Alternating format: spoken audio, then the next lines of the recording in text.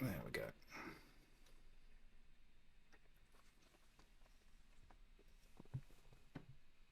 Hello, hello, hello, my salon friends. Phil Jackson, your queen of salons, coming in your eyes and ears again with another dose of wise old owl wisdom. But you lucky people, it's not my wisdom. This week we have a multi award winning salon owner. She's also the founder of the THB Academy and she's a fellow columnist on the Salon Education Journal as well. Let's get Emma Jarvis onto the show, shall we? All on Build Your Salon. Emma, welcome to the Build Your Salon podcast. Hello, Phil. Well, thank you for having me. You're very welcome. You're one of those strange people who I feel like we should have met and spoken a long time ago, and it's just never quite happened. We haven't kind of crossed paths, have we? So I'm I know. interested to hear all about you. So for people that don't know you, give us a little potted history. How did you find yourself in the salon industry, first of all? Okay, so I can remember back when I was 5 years old playing with my girls' world. Always wanting to be in the hairdresser. I always wanted to be a hairdresser. I Hmm. always wanted to work in the salon. I can remember saving up my pocket money and putting half of it in the bank each week, saving up from the salon. And then when I was 13, I ended up going around all the salons and getting a Saturday job. Hmm. And then from there, I then progressed into an MVQ. And then obviously that then went into leading into my own salon. Okay. So interestingly, that budgeting, saving half for your own salon all those years ago, is that a habit that stayed with you, that kind of budgeting and saving and knowing where the money goes? Yeah, it has. But it's funny because I can't really remember doing it, but it was one of my friends. We were out and we were talking, and she was like, I can remember going down the high street and you putting half your money in the bank, and I was really, did I? I couldn't remember doing it. So it's Fantastic. What a great something that I habit. must just, yeah, just subconsciously done. Superb. So, what I'm always really interested when people come into the industry, I understand that people have a vision of what being a hairdresser looks like. And it is lovely to have a hairdresser on the show for a change, by the way. Love my beauty girls, but my goodness, we don't get many hair people on the podcast. So I'm always very interested. We have a picture of how hairdressing is going to be and how we might fit into the industry and enjoy a career. And then something shifts and we decide that we want our own business and we want to become salon owners. Was that something that was on the cards from the very start from you, or is it something that came along later? What was that transition like for you? Um, well, apparently it's always been on the cards, but like I said, I never went out with no business plan. Like all my friends always remember me saying that I was going to have my own salon. But I worked in a salon since I was 13 and done my MVQ there and stayed there. Then the opportunity just really happened for me to go solo. Hmm. Um, and I took that chance and then built it up and then realized I actually have a business. And again, another transition, I suppose, is when you start transitioning into helping other business owners and other salon owners. When did that happen, and what was the prompt for that? It probably started about 5 years ago when the industry is my passion. I absolutely love the industry, and I think it really gets in your blood and it really grabs a hold of you. So I've always wanted to help other people, but then when I started getting like questions, how do you do this? How have you done that? And I was like, okay, yeah, there's obviously something here.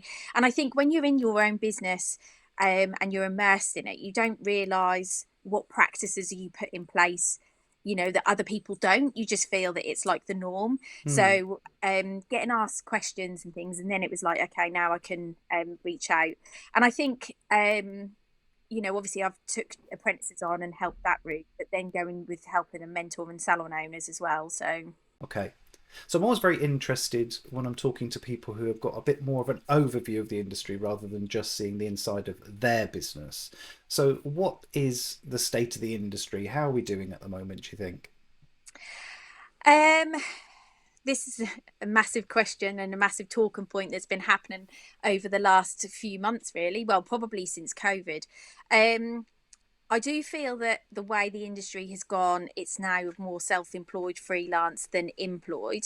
I Hmm. run an employed salon, and I have always run an employed in salon. I've never, never gone down the hybrid route or the self-employed route. So there is a massive transition. We have had a real hard time. December was definitely not the December that we were hoping for. Mm. Um, I do think it will go full circle. I do think it will come round because, since COVID, everyone was like the work life balance and working from home and freedom and things like that. Whereas now, I'm seeing a lot more people coming wanting to be employed again and Mm. be in that secure environment. They miss team, they miss that sort of environment. So I really do see that happening a lot. So I do think we're going to go full circle. I do Mm. think we're in for a little bit of a rough ride, but it's just about planning ahead and really, foreseeing and looking at the landscape really, and then navigating through it.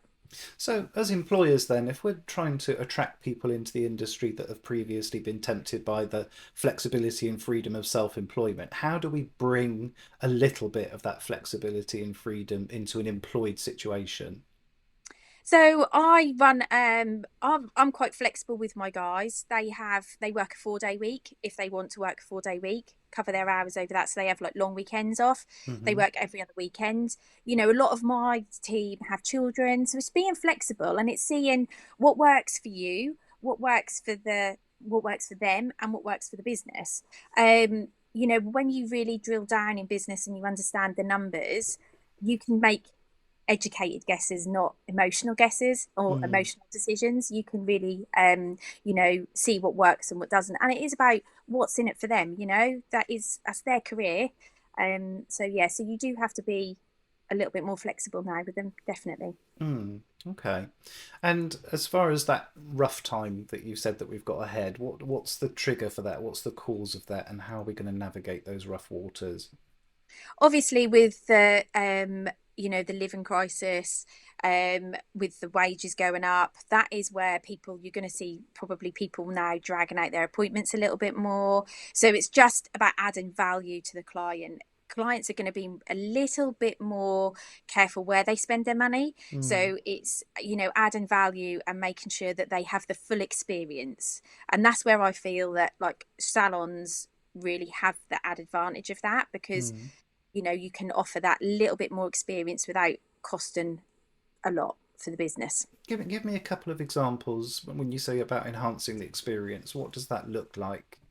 So we look at the whole journey from start to finish. So from the minute that the client inquires about an appointment, the consultation, the journey in the salon, and then the journey after the salon. So we have like a video that's on the text that goes out, and that's like a walkthrough of the salon. So people that are new to the salon, they don't feel scared about coming in here. We offer an upgrade form so that they can add things onto their appointment if they want to. We're a licensed premises, so we offer alcoholic drinks.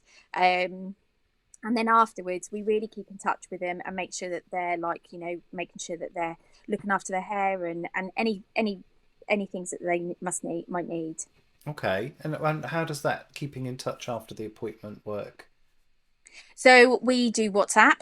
Hmm. Um, we keep in contact through that way, and emails. We email out a lot of the time, to our clients. When it's their birthdays, they have like birthday emails go out, and then they have little signs put up on their station just so that they feel really valued and part of a community. Okay, I love that. I love that. I like the idea of decorating the station.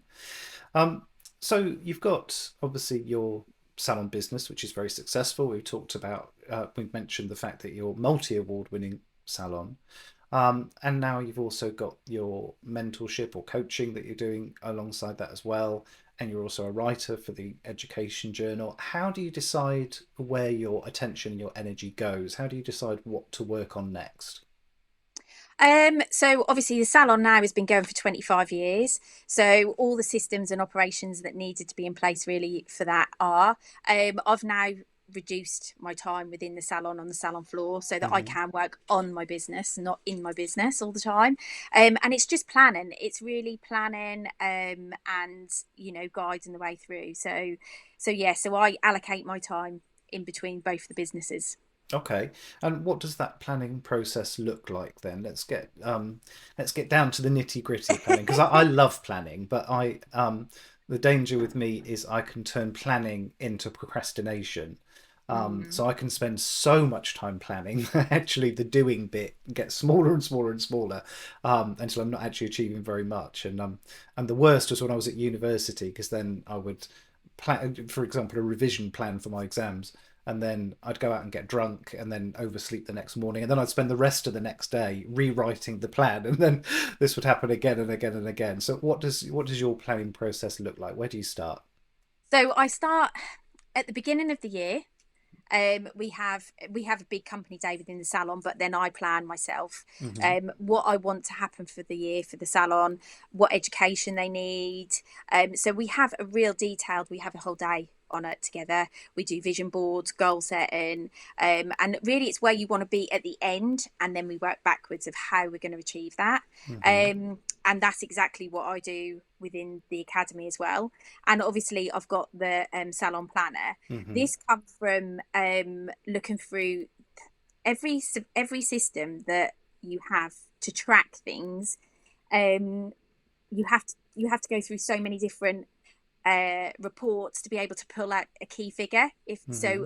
that was getting overwhelmed, and again, like you say, procrastination, and thinking that there's got to be a simpler way to all this. So this is Mm. where I then decided to put the planner together, because it's all the key information that you need. It's really understanding, your ideal client. We plan that out, and that's in the planner as well, so that you know that all your marketing is going to be to your ideal client. Hmm. We You understand the work life balance, so you have a wheel of life. So we really do. This is like the big thing that we do in January is plan Hmm. out everything that's going to be happening for the year, financial goals as well, and also the rewards, because whenever we plan things, it's really important when we hit them that we reward ourselves, no matter how Mm. small. But yeah, yeah, we Yeah, reward I ourselves. think you're absolutely right. And I see lots of business owners kind of talk themselves out of the reward at the end, which I think is a real shame. So they kind of say, we're going to smash this target for retail, say. Um, and then they get to the end of the month or the end of the quarter and say something like, oh, yeah, but we only hit that because Auntie Nellie came in and bought 5 products on the last day or so. It's like, don't talk yourself out of it. Otherwise, Yeah, where's the motivation from that reward yeah, next time round? You've got to trick that bit of your brain, that reptilian bit of your brain, into working for you, and not delivering on rewards is a really good way to not get the motivation next time round. So is that a collaborative process then, that planning process? That's something you involve the whole team in? yes, definitely for the salon, yeah. So that they Hmm. have their own plan and they know where they're going for the year, what they want to learn, what they want in their columns. And then obviously we're all on the same boat, all heading towards the same island. And then obviously, yeah, ultimately it's where the salon's going to be at the end of the year. But yeah, they're really, really included in it. And if we hit targets, they have lunches, they have like monthly incentives that they get rewards from and stuff. So it's really about rewarding the hard work. So you're taking your end destination and then kind of working back Yes. into what monthly targets is that then? Yeah, so it's monthly targets, and then so 6 month targets, Hmm. 3 month targets, and then monthly targets, and then down to weekly. Okay. And are they purely financial targets, or are you setting targets on other things as well? Financial targets, but no, definitely on other things as well. If we want to look at a new service launched within the salon, I sit and we plan all what service we're going to have, the marketing for it, and how that's all going to be launched as well. So yeah, no, it's not just financial, Hmm. and obviously the team, they pick where they want to go, and everything ultimately has to bring back to the business. There's no point in doing a barbering course if you don't have no gents that come into that no, Mm. there's no requirement for that service. Yeah. So yeah, so we do a good day on that, and then yeah, every week I sit down and I plan out my week Okay. each week. And that's your own personal week. You're not sitting down Yes. with each team Yeah. member every week. No. No, No. okay. And then when you're planning your week, then are you a nerd like me? Do you like a bit of technology, or are you old school and like a pen and paper? No, it's the planner. That's why I've done the planner. I've tried every way. I've tried like Google. I've tried the tech, but I end up losing it and then Hmm. not happening. So yeah, so it's no pen and paper, the diary, the planner, that's there. And I'm always really interested with people that, I mean, firstly, it's so rare to come across people that actually have a decent plan that they stick to throughout the year. But I'm always really interested, what happens if, say, 2 or 3 months into your year, you start realizing that things are going adrift a little bit and that maybe those annual goals aren't achievable. What happens then? Well, it then takes you. It then allows you to be able to reset and Hmm. relook, reevaluate. I mean, the planner before I've launched it, I've been using it within my business for a couple of years now, and Hmm. it's so easy to be able to go this week, last year, and this week, this year. What is the difference? Why is there the difference? How can we make it so it's so easy to really get that laser light focus on it and see how you can change things, how you need to turn the dial up on something, and then you can then it gives you so much more confidence to make certain decisions, and then it allows you to sleep at night. And is the planner built with salon owners in mind? Is it Yes. for team members as well? Is it purely for people that have a team? Who's it targeted at? So it's anyone that has their own business, whether it's in the hair and beauty. So whether it's a solopreneur, or if they're renting a chair within a salon, or salon owners. It's also got like the QR codes in it. So each part of it, there's a QR code that you can scan, and then it's a video of me explaining how to use it, and there's certain checkpoints along the planner that where you should be checking and what you should be checking now. Superb. It sounds like a brilliant resource. And then very briefly, you mentioned your academy. What does that look like? Who's that for? So we this sort of pivoted through lockdown. So we train all our apprentices in house. So we are a centre. So that's where the academy came from. And then we started getting, like, obviously the team want to get into education as well. So it's ultimately at the moment it's for salon owners and for myself to mentor. But we are looking to grow that into more of a hub with stylists coming on board and other educators as well. Okay, I love it. And if people are interested in the planner or interested in the academy, what's the best way for them to get in touch with you or follow you for more? So they can get in touch with me via, I've got a book a call with me on the Calendly link, and also you can get in contact with me through the website, which is thbacademy.co.uk. Wonderful. And I've got three. Well, firstly, I will mention that all of the links that Emma's provided are going to be in the show notes for everybody as well. But I've got three questions that I ask at the end of my interviews that I don't warn people about. Um, don't worry, they're not too heavy. What is the best thing about working in the salon industry? The feeling that you give people. I love that. I get versions of that answer so much, and Yeah. it's something that we all really buy into. Is that transformation of the way someone Yeah. feels? It's fantastic. Okay, and what is the best piece of advice you've ever personally received? Oh, the best piece of advice, just do it. Okay, was that Nike gave you that advice? Did they, or was it someone Yeah, else? just do it. Yeah. Yeah, I just love do it. it. And if you were speaking to someone right at the beginning of their career and they were inspired by your journey and wanted to take a similar path, what would be your advice for them? Um, get in touch with the person that you want to be and learn from the best. Learn from the best. I love that too. Fantastic. Brilliant. Well, I've really enjoyed hearing about your journey, Emma, and I love hearing about how you're paying back into the industry. It's always lovely when I hear of people that have reached a level of success and then they want to kind of help other people on that journey too. So thank you so much for your time today. Thank you. Thanks a lot. So there we have it, my interview with Emma Jarvis, fantastic, inspiring entrepreneur, and I hope you enjoyed our chat together. Just 7 short days until our next episode. If you know someone who you would like to hear interviewed on the Build Your Salon podcast, reach out, phil@buildyoursalon.com.